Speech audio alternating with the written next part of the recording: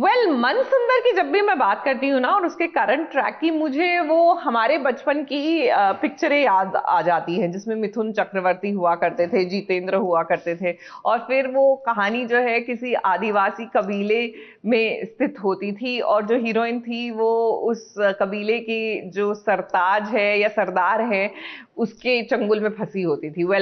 हमारे जो राधिका और दिव्यम है ना, वो भी फिलहाल कबीले में फंसे हुए हैं बुरी तरह से।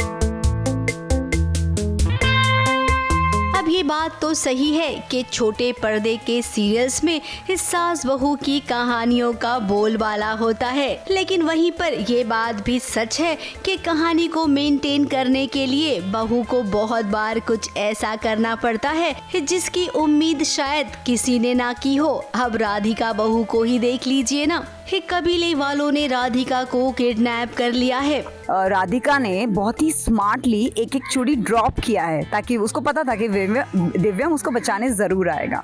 सो दिव्यम वो चूड़ियों के सहारे वो आता है, और तब मैं दिव्यम से मिलती हूँ, और पहली बार में ही मुझे दिव्यम बहुत ज़्यादा पसंद आ जाते हैं। तो हम क्या करते हैं, दिव्यम मान जाता है, वो एक्सेप्ट कर लेता है कि ठीक है मैं तुमसे प्यार करता हूँ, और वो मेरे साथ है।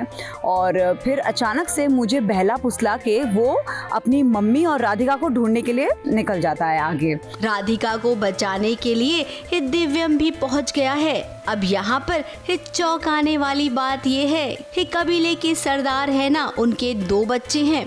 बेटे को राधिका से शादी करनी है और बेटी को दिव्यम से। भाई वाह, बस यही 2 लोग मिले थे, सरदार के बेटे और बेटी को। राधिका खतरे में हो तो मैं दिव्यम सूंघ लेता है।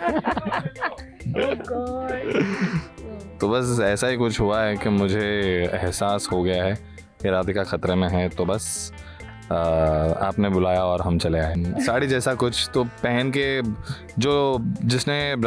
जिसको पता हो सकता है कि राधिका कहाँ है, उसको थोड़ा साड़ी का लालच दिया है मैंने। मैं चेक कर रहा हूँ कि अब वो कहाँ जाती है, क्योंकि साड़ी पहनना सिर्फ राधिका को आता है यहाँ पे इन आदिवासियों के एरिया में।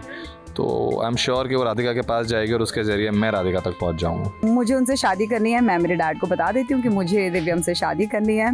फिर हम उनका वेलकम करते हैं हमारे कबीले में, और बहुत एकदम जैसे जमाई का ठाट बाट होता है, वैसे दिव्यम का भी बहुत ठाट बाट हुई है। और यस, फिर दिव्यम मुझे बहला फुसला रहे हैं अपनी बातों में कि आप साड़ी में चूड़ियाँ बहुत अच्छी लगती हैं। अब मुझे लग रहा है कि क्योंकि मुझे लगता है कि वो भी मुझसे प्यार करते हैं, मैं चली जाती हूँ साड़ी पहनने के लिए, लेकिन ये उनकी चाल है। अब ऐसे में राधिका और दिव्यम करे तो क्या करे, ये कबीले वाले ना बहुत ही खतरनाक है। कुछ भी इधर से उधर होता नजर आया तो सीधे इनके जान पे बनाएगी। बड़ी ही चालाकी से दिव्यम राधिका के पास पहुंच तो गया है, और हम जानते हैं कि अब पहुंच गया है तो बचा भी लेगा। इस पूरे सीन को अंजाम देने के लिए जरा राधिका के कॉस्ट्यूम पर नजर डालिए। जो राधिका है, उनकी शादी जो ये कबीले के सरदार के बेटे हैं उनसे कराई जा रही है, तो ये शायद उनका कुछ तो वो है, शादी का जोड़ा होगा उनको लोगों के लिए। तो राधिका को ये सब झिंगला बनाया गया है। मानना पड़ेगा राधिका को, एक कलाकार होने के सारे गुण है उसमें। जब आपको पता होता है ना कि आपने कुछ ऐसा लुक लिया है जिसे देखकर शायद मजाक भी उड़ाया जाए, लेकिन उसके बाद भी कलाकार वो लुक लेता है क्योंकि वो समझता है कि ये कहानी की डिमांड है। वही होता है सच्चा कलाकार। राधिका के इस लुक को देखकर हम तो यही कहेंगे, वरना आजकल के एक्ट्रेस कितना ज्यादा ड्रामा करते हैं, ये नहीं पहनेंगे, वो नहीं पहनेंगे, ऐसा नहीं करेंगे। उन सभी एक्ट्रेस के लिए राधिका का ये करारा जवाब है। ABP news report.